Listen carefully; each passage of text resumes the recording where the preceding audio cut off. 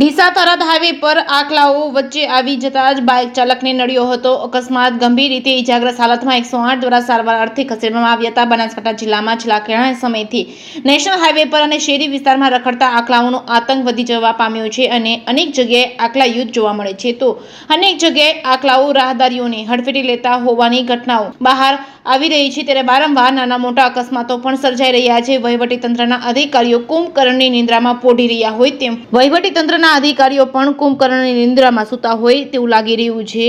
આજે ડીસા થરાદ હાઈવે પર ગોઠા ફાટક પાસે વધુ એક અકસ્માત સર્જાતા બાઇક ચાલકને માથાના ભાગે તેમજ છાતીના ભાગે ગંભીર ઇજાઓ પહોંચી છે. ડીસા થરાદ હાઈવે પર ગોઠા ફાટક પાસે બાઇક ચાલક બાઇક લઈને પસાર થઈ રહ્યા હતા. તે દરમિયાન અચાનક એક આખલો દોડતા વચ્ચે આવી જતા બાઇક ચાલકે સ્ટીયરિંગ પરથી કાબુ ગુમાવતા બાઇક પરથી રોડ પર પટકાતા બાઇક ચાલકને માથાના ભાગે અને છાતીના ભાગે ગંભીર ઇજાઓ પહોંચી હતી. અકસ્માતના પગલે લોકોના ટોળા ઘટનાસ્થળે ઉમટી પડ્યા હતા. 108ને જાણ થતાં જ 108ની ટીમ તાત્કાલિક ઘટનાસ્થળે પહોંચી લોહી લુહાણ હાલતમાં ઇજાગ્રસ્ત બાઇક ચાલક કલ્પેશભાઈ હરચંદ્રજી સુથાને ડીસા સિવિલ હોસ્પિટલમાં સારવાર અર્થે ખસેડવામાં આવ્યા હતા. જ્યારે બાઇક ચાલકના સગા સંબંધીઓ પણ ડીસા સિવિલ હોસ્પિટલ ખાતે દોડી આવ્યા હતા અને બાઇક ચાલકને સારવાર આપવામાં આવી રહી છે. ત્યારે ડીસા થરાદ હાઈવે પર અને Palanpur highway, Patan highway, Deesa Radhanpur highway તેમજ ડીસા ધાનેરા હાઈવે સહિતના ગ્રામ્ય વિસ્તારોમાંથી રખડતા પશુઓની સમસ્યાને કાયમી દૂર કરવામાં આવે તેવી લોક માંગ ઉઠવા પામી છે. જે કેસની ગુજરાતી સાથે ભરત ઠક્કર, ડીસા.